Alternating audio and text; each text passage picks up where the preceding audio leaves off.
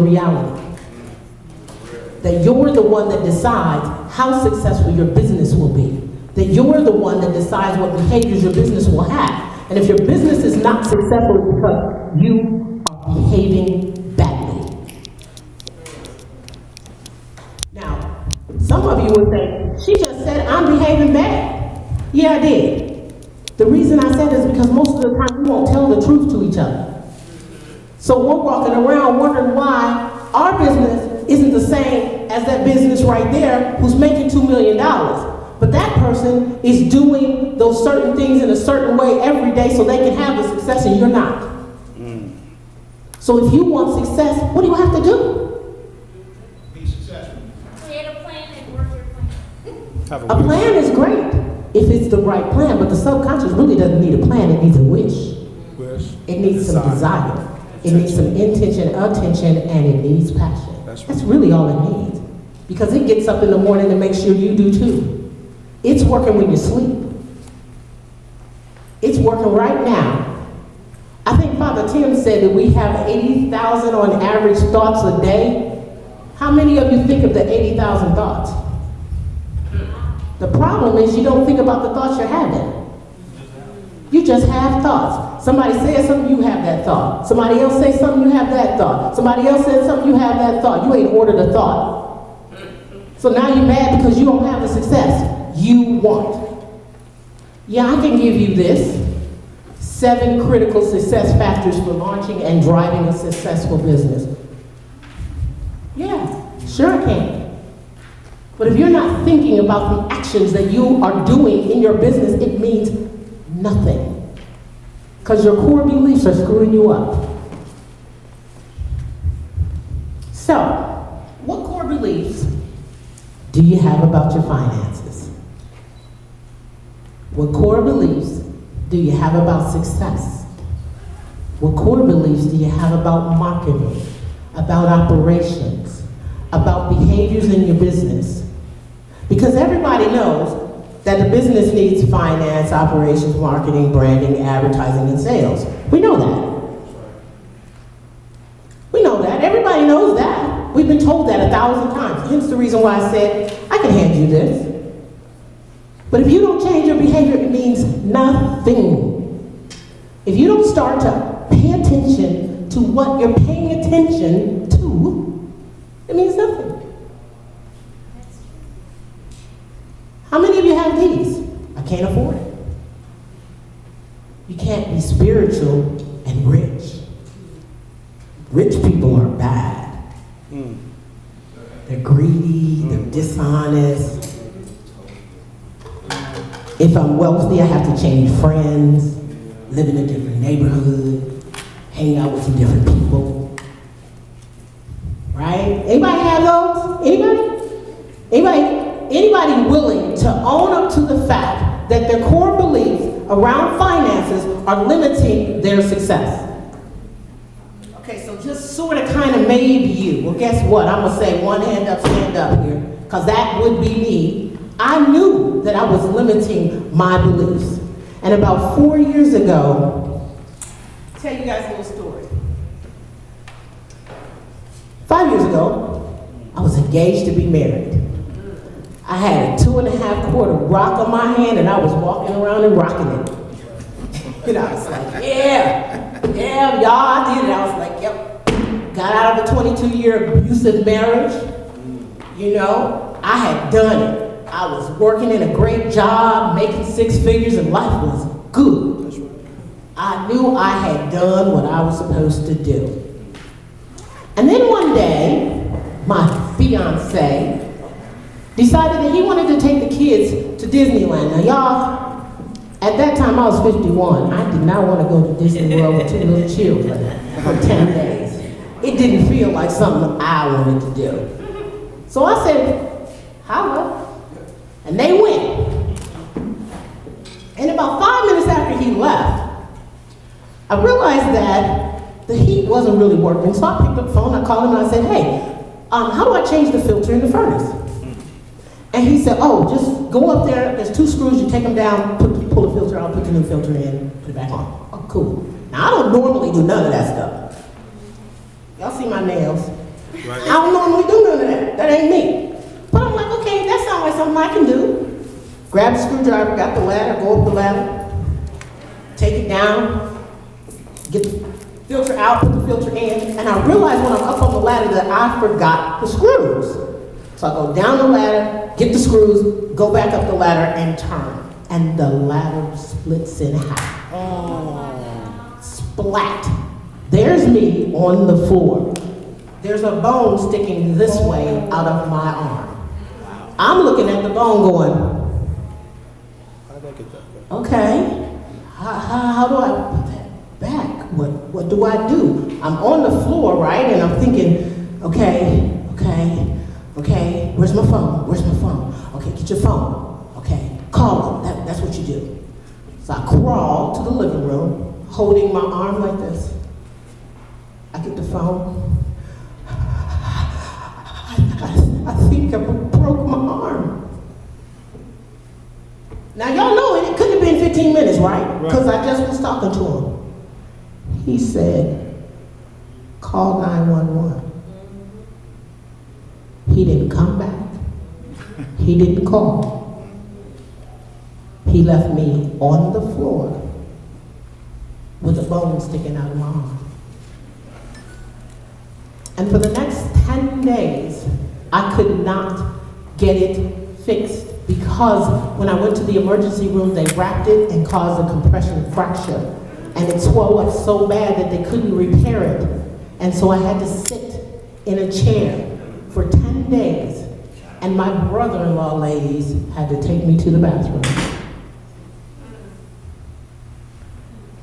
For 10 days. But for 10 days, I got to sit in a chair and be still. And I got an opportunity to think about what my core beliefs were about love and marriage and diamonds and rings and who I was and what was really going on. And that's when I realized that I had to change my belief system. That's when I realized that the beliefs that I held was what was causing me to have the results that I had. I didn't really understand how I was going to change it, but I knew that I needed to understand more than I knew right then. And what I'm saying to you is that that's when I was able to make the shift. Now mind you, I had no money, no house, and no car, because when I got engaged, I quit my job, moved into his house, he was paying all the bills, life was good because he had the money and I was going to live this life. Wrong answer. So what I'm telling you is that you can change things. You can change things by understanding what your core beliefs are giving you. And within 2 months, I started my doctoral program. I got a new car. I got a new home. I got a new job. All because I had the time to sit still and understand that my core beliefs were causing me to have the results I was getting. So when I talk to you about changing your core beliefs, I'm telling you this from this I know. Core beliefs are what's causing you not to have the results you're looking for. Stand up on that. Yes. Come on, change for me. Your core beliefs are your personal value systems. Those are what you believe is important, and they come from other people. You need to understand, what do I believe about my business, and where did it come from? Who gave me that belief? How is it supported? And can I change it to something that supports me? Because we're going to go back to the four. The four reallys. What are they? Anybody? Somebody? A wish? A desire. Intention. And passion. So if you're passionate about your business, and you have an intention to be successful, and you have a desire to make money, and you have a wish to change your life, what are you doing? What are you thinking? And how are you thinking?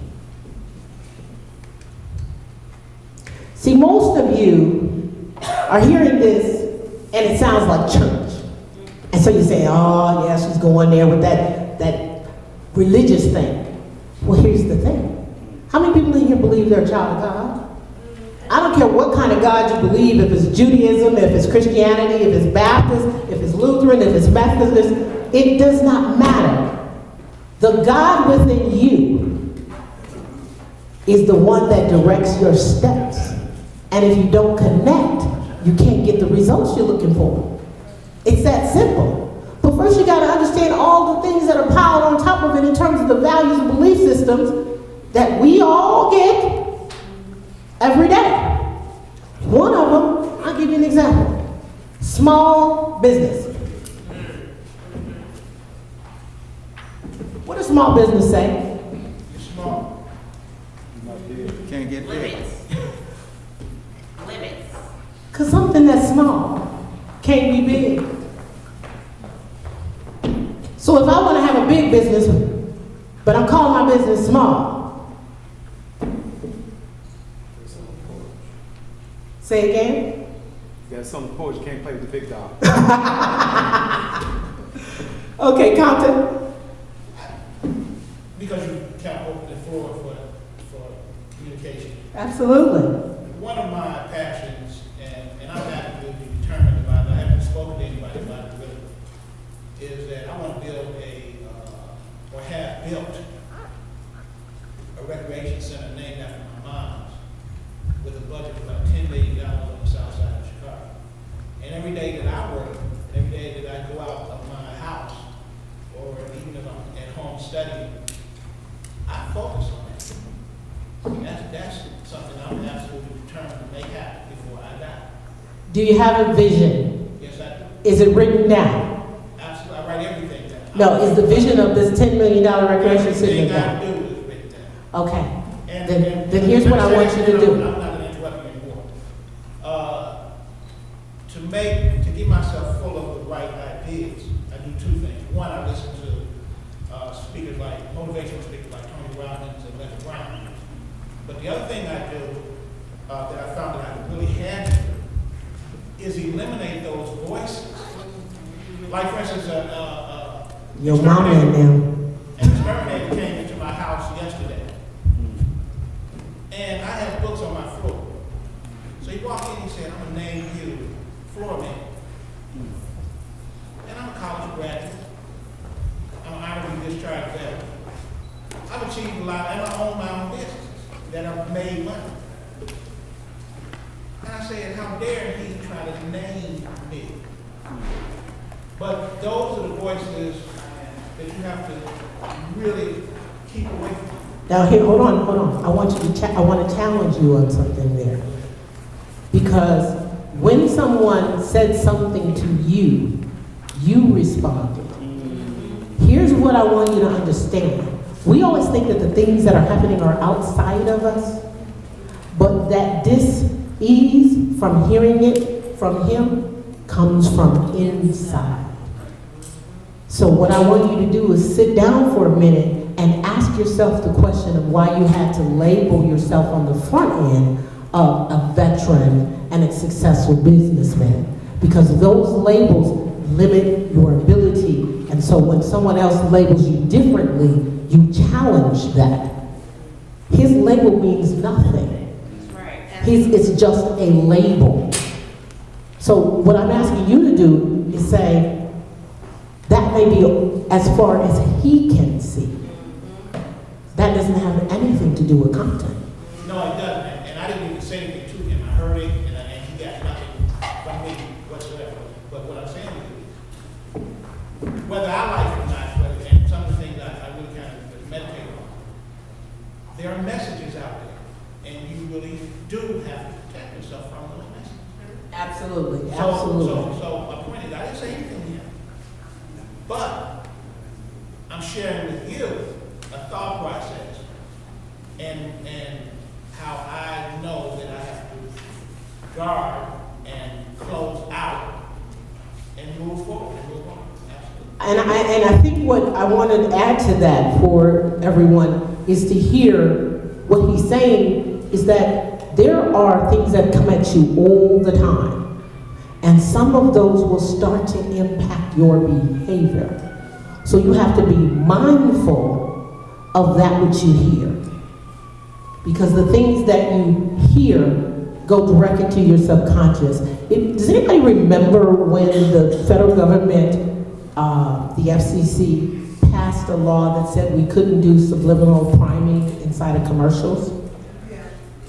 And the reason they did that was because they knew that when the advertisers were doing that, it was bypassing the conscious and going to the subconscious and implanting so that people would change their behaviors about and how they bought things. What they were telling us, but we weren't listening, was that you have the ability to reach your subconscious and change your behavior without even consciously trying.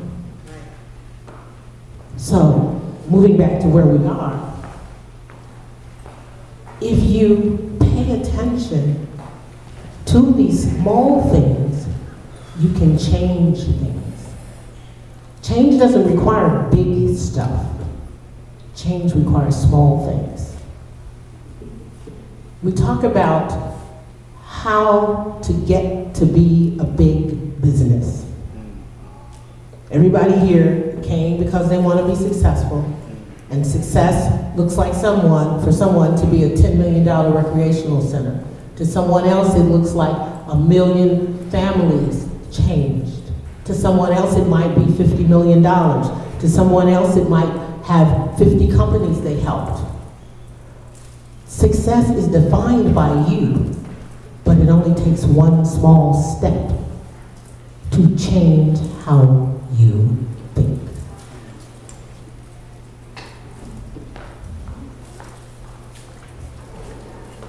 So I need you to start thinking about doing things small. Doing things small. Because the journey of 1,000 steps Starts with one. just one. Denise said she wrote a plan. She worked her plan. Before she wrote her plan, she had a thought. That thought was a desire. The desire turned into intention. She placed her attention on it, got passionate about it, and got the results she's looking for. So when you're thinking about your business, you first have to see it here. Your business can't come into reality and be successful if you can't see the success up here. If you can't get that visual picture of what your business is supposed to be like 5 years from now, 10 years from now, and I mean visual, I say put color on it. See the building, open the door, walk in the room. What color is the walls? What do the chairs look like? What do the people who are waiting for you look like? What does your office look like? What do your customers say? What do they expect? You have to know that. And I heard it said that the difference between knowing and believing is the reality of achieving. The difference between knowing and believing is the reality of achieving. Because first you gotta think, then you gotta believe, and then you achieve. You gotta think about it. You gotta think about it. We're done? So, transform your limiting beliefs. Let's look at the financial beliefs that you have, and we'll start to transform them. We're gonna be bringing up I think we have 2 of them here today, yes? 2 additional panelists, and we're going to talk about how our belief systems limit our success. But first I'm going to ask them to talk about how they define success, and just give a little bit of an understanding of how they got to be successful. Does anyone have any questions before we get started about what you've heard so far? Arnell. Yeah, I have a question. Basically, you were mentioning something, I believe, as you were passionately talking about it.